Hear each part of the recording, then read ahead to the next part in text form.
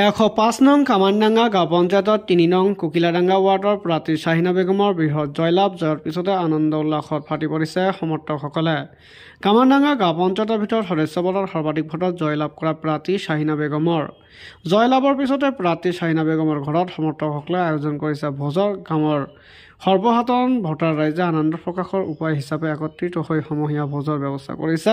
ফলাফলৰ পিছতে সকলোৱে একেলগে এসাঁজ খোৱাৰ বাবে এই ভোজৰ ব্যৱস্থা কৰিছে।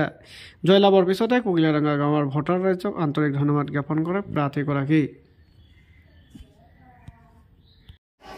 নমস্কাৰ, মই 105 নং কামানডাঙ্গা গাঁও পঞ্চায়তৰ 3 নং কুকিলাডাঙ্গা গাঁৱৰ সদস্যপদৰ প্ৰাৰ্থী শাহিনা বেগম।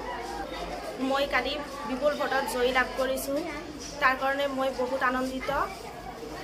ৰাইজে মোক বহুত সঁহাৰি কৰিছে, তাতে মই বহুত আনন্দিত হৈছোঁ। ৰাইজক মই ধন্যবাদ জ্ঞাপন কৰিছোঁ, ৰাইজে মোক বহুত সঁহাৰি দিছে।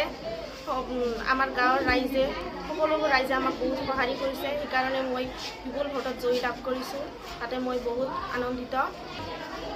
মই 592 ভোটত জয়ী লাভ কৰিছোঁ।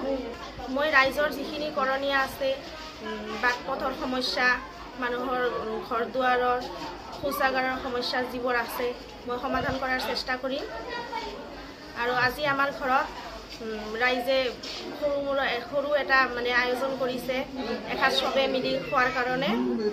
চবেই মিলি এসাঁজ খাব, আনন্দ কৰিব, এইটোৱেই।